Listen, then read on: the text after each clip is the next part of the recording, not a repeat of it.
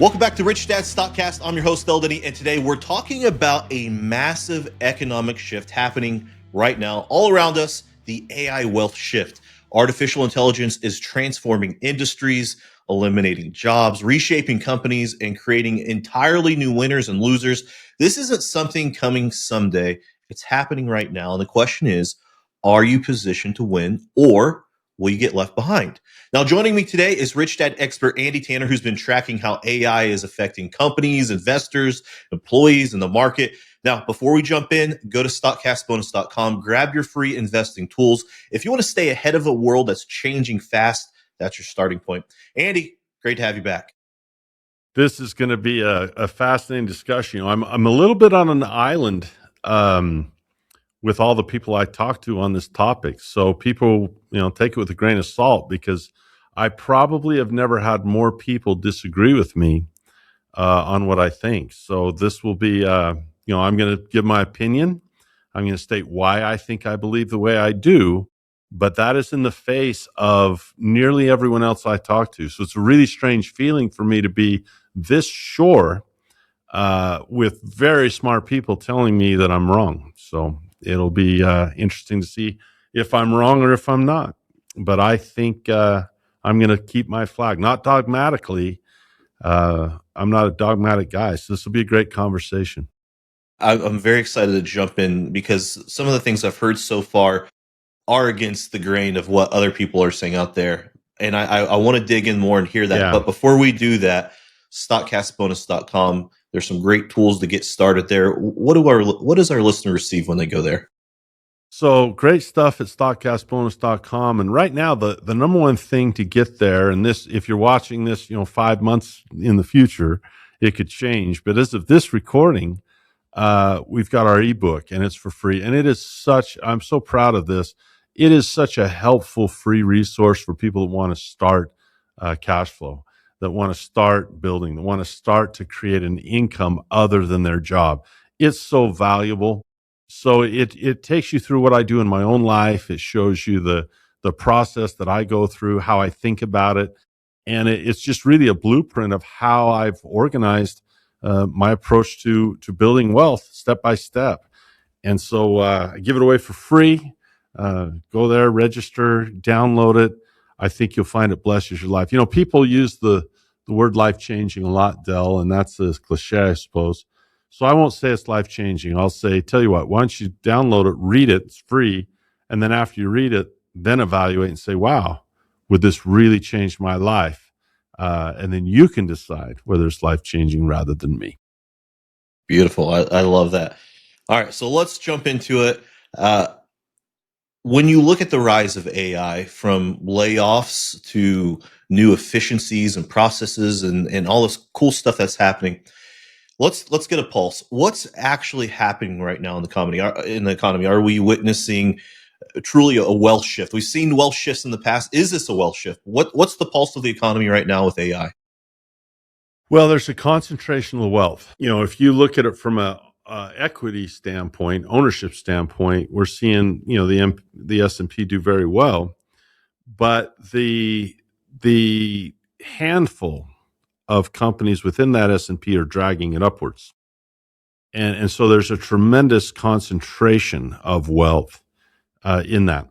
It's real investment that they're making. The data centers are real. So in the short term, welders and electricians and guys that got to do it, the old school way, there's going to be a lot of construction and, things like backup generators.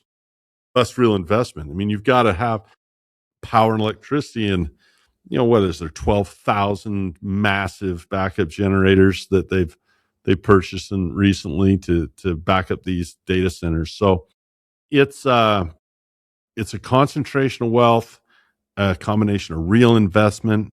It's certainly a boon to the stock market and a bit to the economy. As AI unfolds, it's a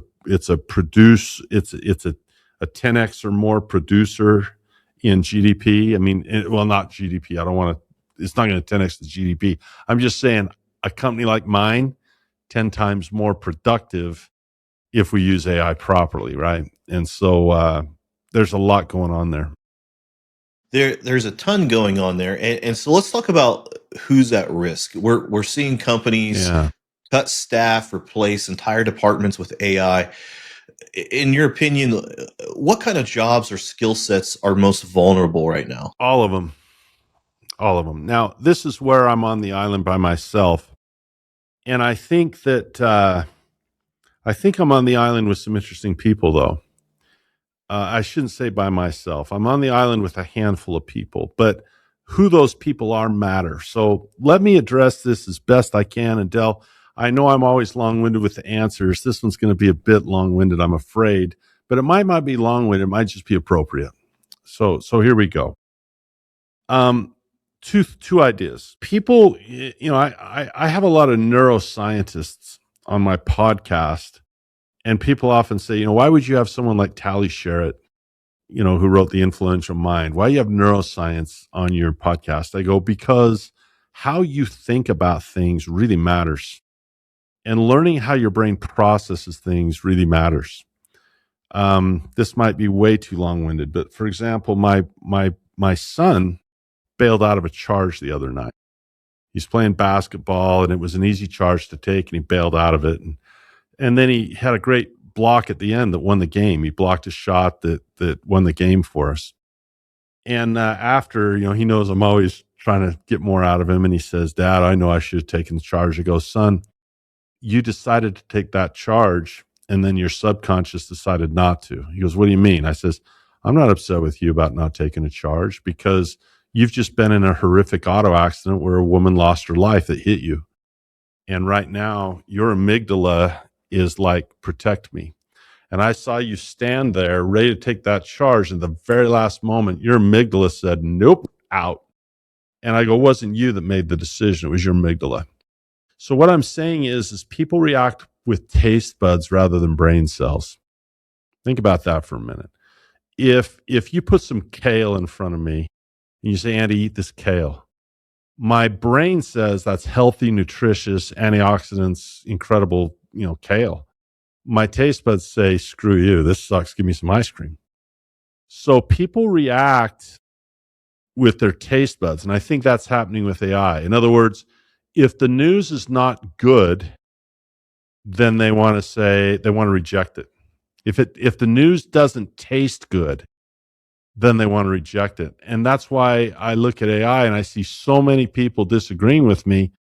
So when I say, all right, this doesn't taste good to you, let's explore the nutritional value of the argument. And they can't do it. They can't do it. I think many people are just denying that there's a problem with joblessness simply because it's bad news and people don't want to hear the bad news. Oh, something will work out. Okay, tell me what. Something, it just always does. No, tell me what. So that's the first thing. The second thing is the people look to history to say, well, in the past, it's always been this way. We've always had creative destruction, right? The printing press is invented, and we thought it just made the world better. Okay, the factory was invented, and people left the farm, went to the factory. Okay, the computer was invented, people left the factory, went to the computer, and there's always something better. And so that's called creative destruction, right? That's where a new technology destroys the old jobs, but it creates all these incredible new ones. So that's the other camp. So there's the people that say the idea of mass joblessness is wrong because it doesn't taste good. I don't like thinking about mass unemployment. The other camp says, well, historically, it's always been creative destruction. And I just disagree with both of those because I think it's different. I think it is so much bigger and so much different, and we can explore those differences. But I wanted to get that out. Why do people disagree with the joblessness? Well, number one, they don't want to think about it. There's a lot of denial there. And number two, they say, well, historically, it hasn't been a problem. Technology's always been great. So that's their argument. It's not my argument, but that's their argument. Now, going a little bit further, buybacks. I wanted to touch on buybacks a little bit. We're seeing it happen a lot. We're seeing company after company announce massive buybacks. How is AI contributing to that? So this is where I get to make my side of the argument, and people can take it or leave it. So let me make my side of the argument. And let me talk about those buybacks somewhat as a canary in the coal mine. The people that do agree with me that there'll be lots of joblessness are interesting people. And the reason, and they're the ones that have really convinced me that there'll be joblessness. Let me give you a couple of names. Jeffrey Hinton won the Nobel Prize in 2024. He founded Google Brain. He is called the godfather of AI. So if you want to point to a single individual that's responsible for large language model technology, if that's what we want to call AI, Jeffrey Hinton is the guy. He leaves Google. That's interesting. His life work you walk away from. Why? Because he says we're not ready for it. He says it's not ready regulation wise. We're not ready. And he says, I can't work at Google Brain and sound the alarm like I need to sound the alarm. Another one is Dario Amodei. Yeah, and I probably destroy his last name, but Dario Amodei, he founded Anthropic, which is Claude. You have the guys from OpenAI saying the same thing. So you have Google Brain, Claude, Anthropic, OpenAI. That's the island I'm with. It's the guys that are building it. And Jeffrey Hinton did a great interview with Steve Bartlett, Dario's CEO. And Bartlett asked him that question. He says, people say it'll just create more jobs. I mean, that's always what's happened in the past. And Jeffrey Hinton says, I don't think so. He says, here's why. It's not creative destruction anymore. It's comparative advantage, because what happens is now you've finally reached a place where a machine can do three things.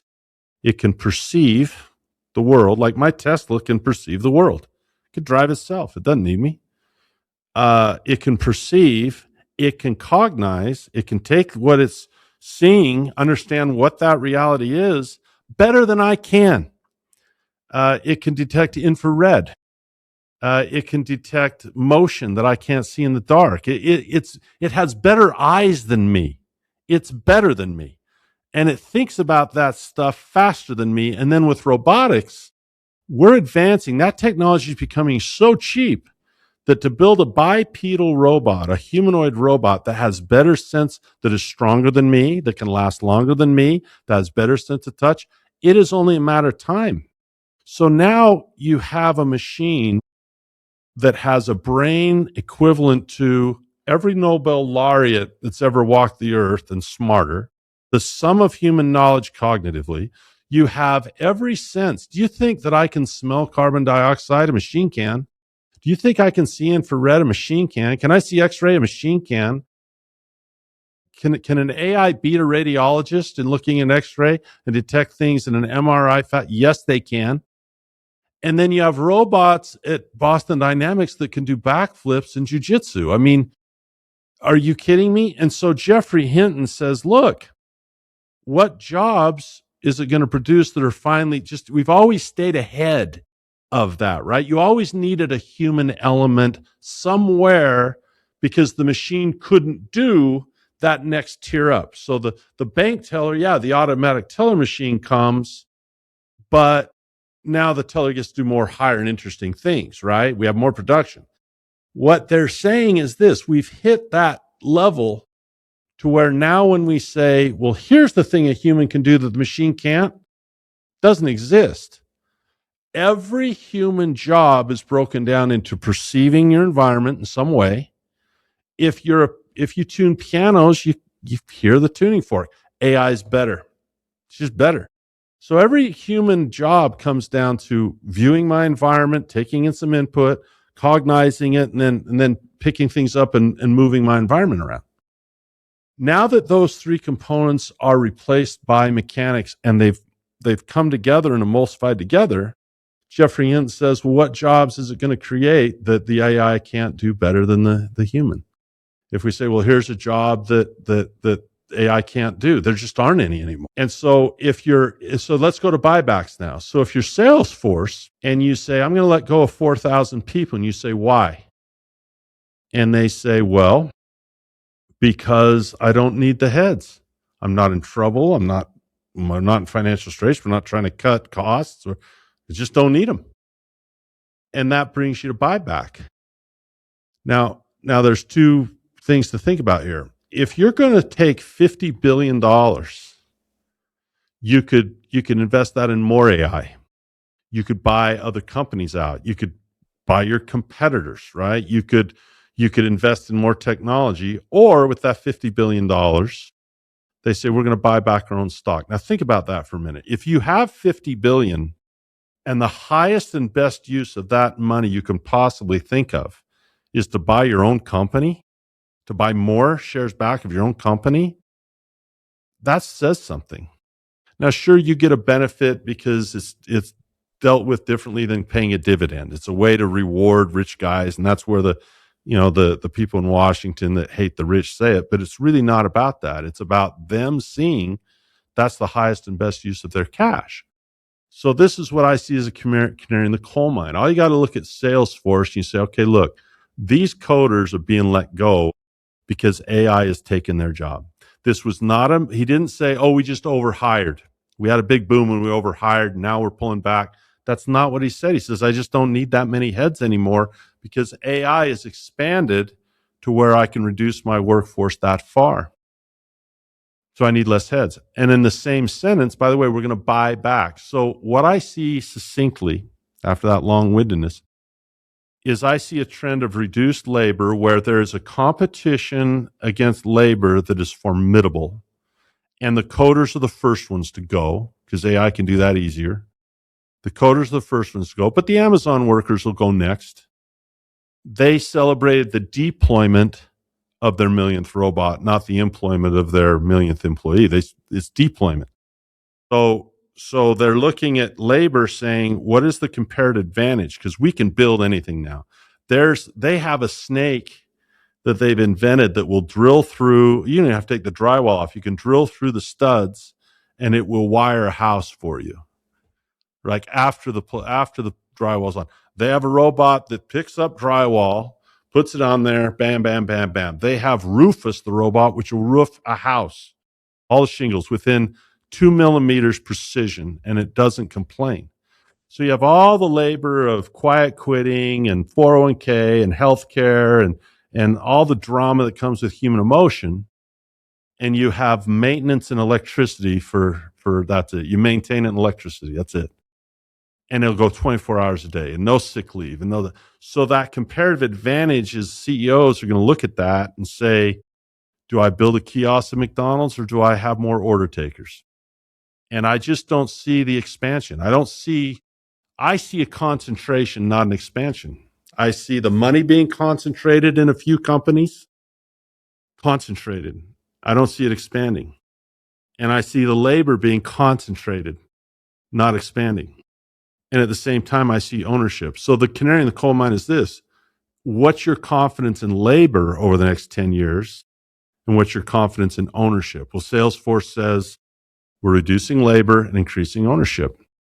So that's long-winded, but it's how I feel about it. And the island that I'm on of saying joblessness will be a bigger issue, I'm on that island with the guys at OpenAI, Anthropic, and Google Brain. That is so wild to think about, and I want to dig in a little bit more here. But let's do this. Let's take a quick break. Listeners, AI is eliminating jobs. We get it, but it's also creating enormous wealth for people on the ownership side, like Andy was talking about. So after the break, Andy's going to break down how everyday investors can position themselves to win in the shift instead of being pushed out by it. And if you haven't already, go to stockcastbonus.com. Get your free tools. This is exactly the kind of moment where financial education gives you an edge. Stick around. So far, it's been great. I needed a source where I could really enrich my education through stocks. I didn't really have an avenue for it, and it's helped me a lot. The simplicity has really gotten me on the track to where I enjoy the learning as well as it's really solidifying in my mind. And like, they're not just trying to sell you something, they really care about the people that are in the course, and they really do care about you and your personal goals, and what you want to do is to help you and your family and whatever your goals are in life through that. So it's really been great. Welcome back to Rich Dad Stockcast. We're talking about the AI wealth shift. So now let's get into the part people really need to hear. How do you position yourself to win? So Andy, that's the question. How do you position yourself to win? We have these stock buybacks. Is there any stock left to buy? How do we win? So you mentioned stock left to buy, and this is a theory of mine that is extrapolated from our previous segment. Salesforce is going to buy back $50 billion of their stock. What I think people don't know, and what they don't teach a lot about in school, is a something called the float. And what the float is the shares available for purchase that are out on the market. So let's say I take the cash flow company public, and I say we're going to divide this up in 1 million pieces or however many, and we're going to have all these shares. Now they're out there. I'll retain some for myself, right? I'll retain some for myself, like Bill Gates did, but I'm going to sell off a big piece of the company. Okay, great. That's the float. Well, Salesforce, with a $50 billion buyback, that represents right now at today's price is about 21% of their float. So 20% of the stock that you used to be able to own is no longer for sale because they have it and they're not going to sell it.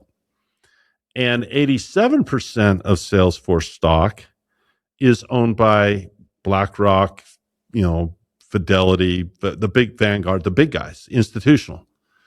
So here's what's interesting, Del. Every single listener in the sound of our voice today could go out and buy some stock today. Instead, they're choosing to buy other stuff. Now, you got to buy food, clothing, and shelter, but someone's going to dinner instead of cooking their own meal. Someone's getting their hair done. Someone, luxury stuff. Some people are going on vacation. They're going on vacation because they don't have confidence to put money in stocks. In other words, the reason people go to a job is they see it as less risky as owning stocks. Stocks are risky. You put your money, they could go up, they could go down. They're afraid. They don't have as much confidence in stocks as they do spending money other places or pursuing income from other places. Does that make sense?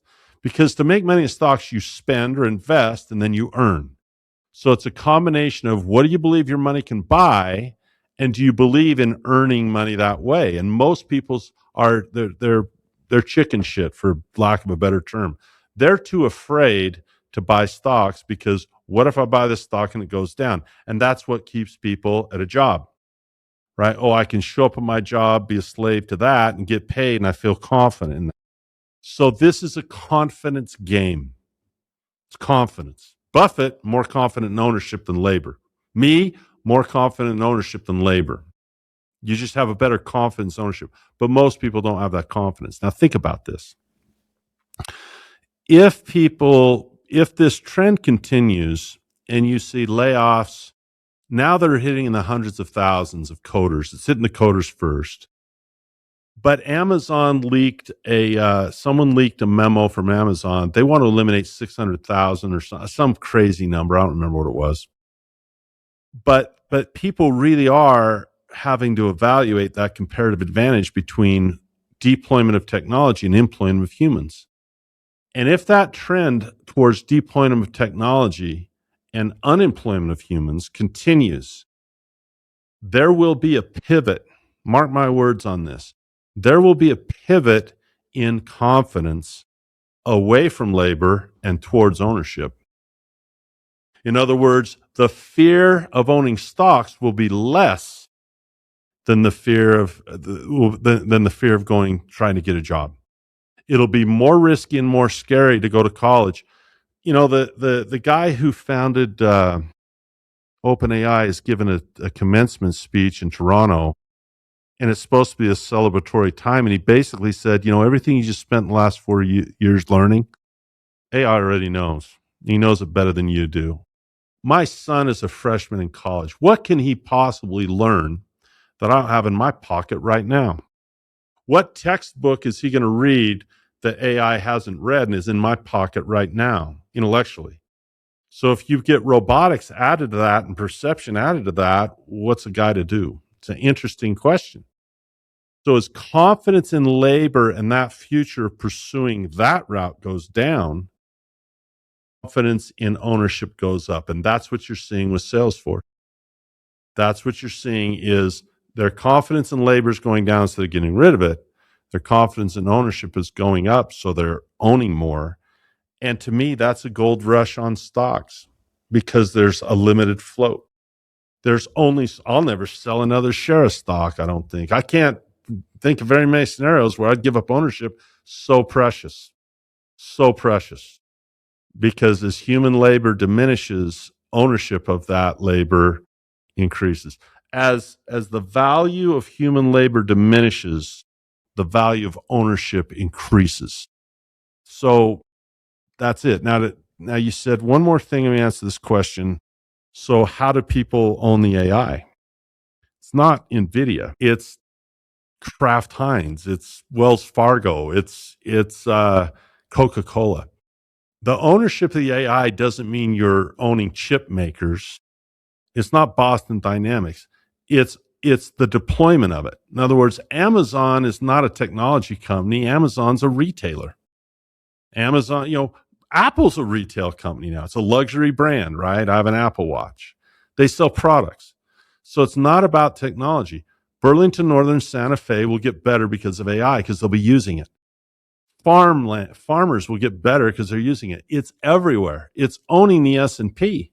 It's owning everything, because ultimately the AI gets deployed throughout the S&P 500. And so it really doesn't matter. You're going to play the same game we've always played, is which ones are the best. But it doesn't mean just go all in on technology. There could be some big bubbles in technology because they're betting so big. Anthropic just settles a lawsuit with publishers because, how do you write a book now, right? How do you write a book? Ask AI, it knows, it's read the book, it'll tell you all about it. Apps will go away because AI will know all the apps. Like, all the apps on your phone are going away. They're going. Because look, when you have that robot that Elon's making that he thinks will be about 20 grand, we're all buying one. And there'll be no need for an app because you just ask your assistant, your little personal robot, go mow the grass. When you come back, go over the grocery store. You don't need an app. You just talk to it about what you want. Just talk. $20,000 is what he thinks that thing will cost. 30, we're going to have them. It's so wild to think. Sam Altman, who is heads up OpenAI, has partnered with Johnny Ive, who was the original guy that helped design the iPhone back during the Steve Jobs day. So I can't imagine what type of device they're creating these days. It's amazing. The app builders are done because it's going to be one central. Everyone will choose their hub, whether it's Google or OpenAI or Claude or whatever. And some of them are better, some than others. But when you look at the trajectory where it's going, owning the labor, you're going to have, I don't know what's going to happen. I just know that the guys that own the production are going to win. I don't know how it'll play out, but I know where the end game is. And it's always been better to own production than labor anyway. But imagine that lack of confidence, Del. If people look at labor and begin to say, I don't know how that's going to affect me, I better own some of this, and the float is limited. You've got the Bitcoin argument now, but you've got it with production rather than the greater fool theory. With Bitcoin, the only way you make more money with Bitcoin is if more people start to value it than do today, and they'll pay you more for it than you did yesterday. It doesn't really produce. It's just more people say, oh, Bitcoin must be it. It's going to go higher. Great. I'll buy it and sell it to the next guy. But production is farmland and real estate and business. I mean, you think about that. How limited is the float? Everyone says, well, there's not going to be very many Bitcoins. It won't make anymore. There's a limited amount of shares too. That's so if there's a run on shares, they could go astronomically higher. And you hear me, I've never talked about bullishness in my life. I'm always saying, watch out for the bubble, watch out for the bubble. But if people refuse to sell because they see the future of you got to own it, I'm not selling. So as one by one, as more guys like me say, I refuse to sell, what happens to the price is not only the amount of float is reduced because of buybacks, but the amount of people that are willing to sell start going away. I won't sell. What happens to those prices? And then you get priced out. And then the 401k people are dead. Why? Because 401ks aren't designed for cash flow. They're designed for capital gain. and you wind up selling the goose, you wind up in a short, or in a margin call. Basically, you wind up having to sell assets against your will to pay your bills, and instead of having enough of it to produce the income you need. If you run a deficit and you don't have enough asset that produces income, then you start selling the golden goose that you do have to make, and the concentration of wealth gets even tighter. And it's so unfortunate, but it's how it is. So much, you could have UBI come. You could have say, look, we got to take care of people so they don't turn to crime, and UBI.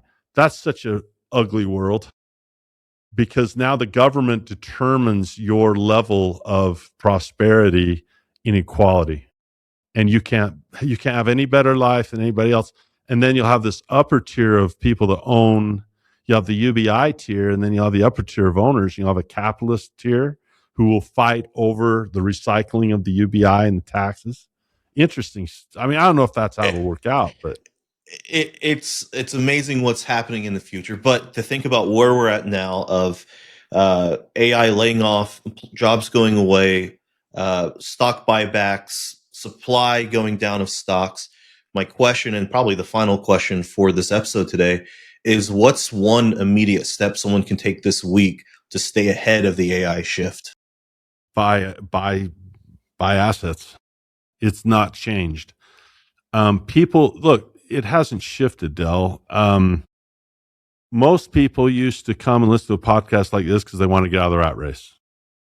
That's why. It was always the solution: buy assets. Nothing's changed. The reason they're coming now is they realize there might not be a rat race to run because the robots are going to run it. And now the rat race is run. There's nowhere for me to go. So the problem hasn't changed. It's just been accelerated. And as more and more people catch on to that, it's going to be tougher because the price of entry, stocks are going up, and the price of entry is tough. So the one thing people can do is what stops people from ownership? What stops them from having that confidence to buy a share of stock is, instead of a job, it's education. So that's a good tee up for a pitch to go to Stockcast, bonus.com, and start learning. Start with a free ebook that doesn't cost anything. But that's the island that I'm on, and I might be wrong. I've been wrong before, so we might come back 10 years from now and say, Andy was wrong. Okay, great. But I think asset ownership has always been a good answer. I think owning more assets has never put someone in a bad spot. Exactly. At the end of the day, buying assets, if you're wrong and you still have a bunch of stock in your portfolio, what's wrong with that, right? Yeah. Well, listeners, this has been a fantastic episode. AI is going to create extraordinary wealth for people who prepare, and really wipe out opportunities for the people who don't. So you're either positioned to benefit or you're positioned to get replaced. And a huge thank you to Andy Tanner for breaking this down for us. And if you want to get ahead of the wealth shift, go to stockcastbonus.com right now. You'll get your free tools to help you invest smarter, think clear, and stay ahead of the curve.